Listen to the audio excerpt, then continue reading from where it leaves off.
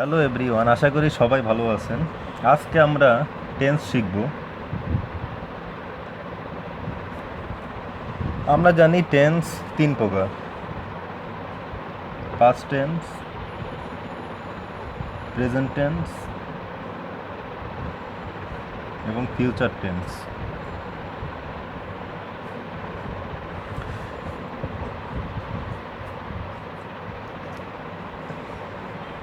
তো আমরা এখানে জানি যে প্রেজেন্ট টেন্স, পাস্ট টেন্স এবং ফিউচার টেন্স প্রতিটাই চার প্রকার করে।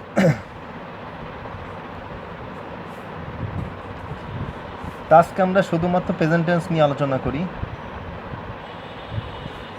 প্রেজেন্ট টেন্স হলো চার প্রকার: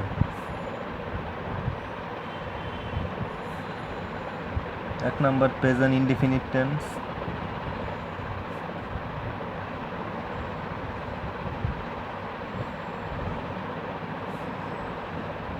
তারপর দুই নম্বর প্রেজেন্ট কন্টিনিউয়াস, তিন নম্বর প্রেজেন্ট পারফেক্ট, চার নম্বর present perfect continuous.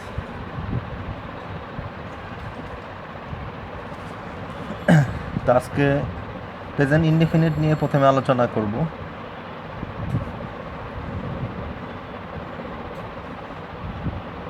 Present indefinite tense বর্তমানকে বোঝায়, যেটা আমরা জানি। জাস্ট একটা উদাহরণ দিলে সবাই বুঝতে পারবেন। যেমন আই ওয়ার্ক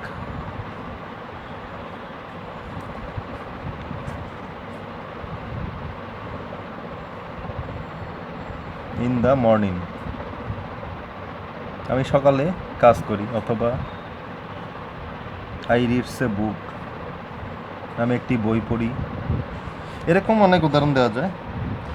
এখন আমরা দেখব, যদি আমরা প্রেজেন্ট টেন্সে যে কোনো, যেমন চিরন্তন সত্য, যেমন চিরন্তন সত্য হলে প্রেজেন্ট টেন্স হবে। তারপরে যদি কোনো বৈজ্ঞানিক সত্য হয় তাহলেও প্রেজেন্ট টেন্স বলব।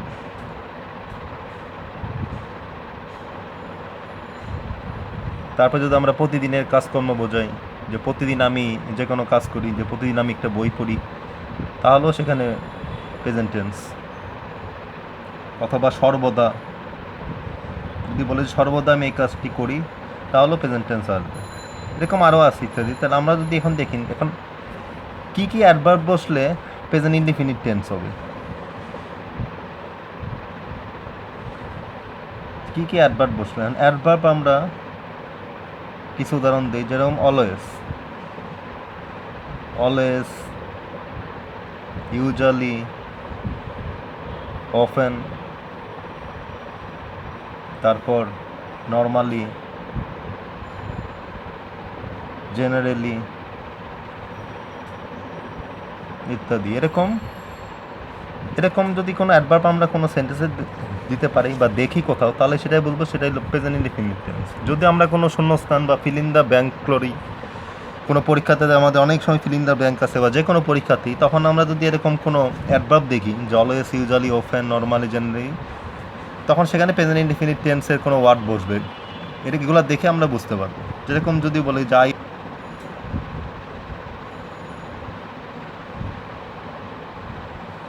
Play cricket,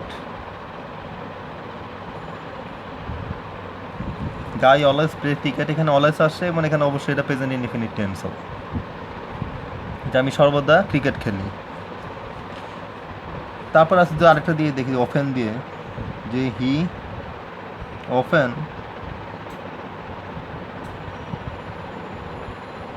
makes a mistake, সে প্রায়ই ভুল করে। যেমন আমরা দেখব সে প্রায়ই ভুল করে। তারপরে যেমন আমরা যে ইউজুয়ালি দিয়ে আরেকটা দেখি, they usually collect, they usually collect book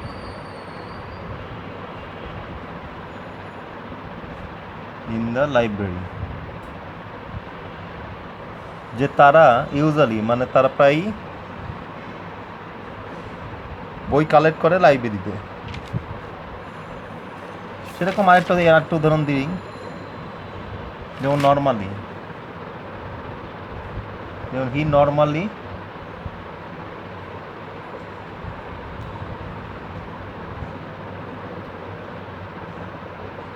Gates early in the morning. সে সাধারণত সকালে উঠে।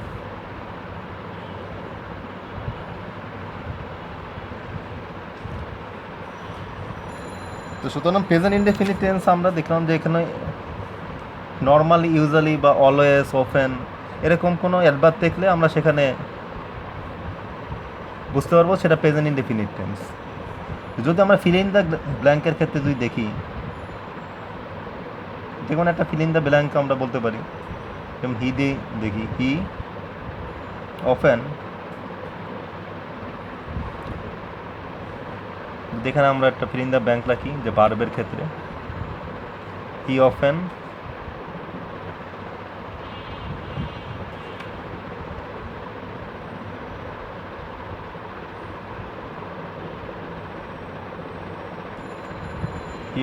broken the glass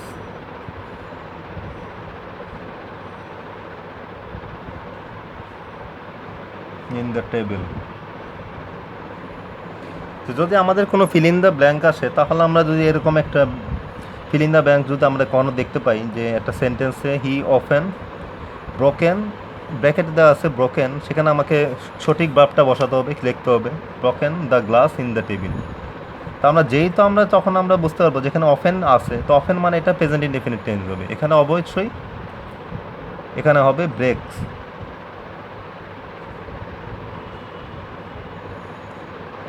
he often ব্রেকস the glass in the table. এরকম কিছু কিছু আমরা অ্যাডভার্ব দেখে আমরা প্রেজেন্ট ইনডেফিনিট টেন্স আমরা দেখতে পাই। প্রেজেন্ট ইনডেফিনিট টেন্স এটা আমাদের এই যে বর্তমান কালের মধ্যে এটা আমাদের এই যে প্রথম আমাদের একটা ক্রাইটেরিয়া। এরপর আরও ক্রাইটেরিয়া আছে, present continuous, present perfect continuous. তো ঠিক আছে বন্ধুরা, আজকে আমরা শুধুমাত্র প্রেজেন্ট ইনডেফিনিট টেন্সের কয়েকটি উদাহরণ দেখলাম এবং এই সেন্টেন্সে আমি কয়েকটি অ্যাডভার্বও শিখলাম যে এইসব অ্যাডভার্ব যদি আমাদের চোখে পড়ে তাহলে আমরা এমনিতেই বুঝবো যে এটা প্রেজেন্ট ইনডেফিনিট টেন্স হবে। যে কোনো ফিল ইন দ্য ব্ল্যাঙ্কের ক্ষেত্রে যে কোনো পরীক্ষাও আসতে পারে, বা আমরা যদি কোনো সেন্টেন্স মেকিং করি সেখানে আমরা এরকম অ্যাডভার্বগুলো ইউজ করতে পারবো। তো ঠিক আছে, আজকে এই পর্যন্তই। আশা করি আগামীকাল আমরা আরেকটি নিয়ম শিখবো এবং সেটা অবশ্যই প্রেজেন্ট কন্টিনিউয়াস টেন্সও আমরা তার পরবর্তীতে ক্লাসে আমরা শিখবো। তো আজকে এই পর্যন্তই, সবাই ভালো থাকবেন, ধন্যবাদ সবাইকে।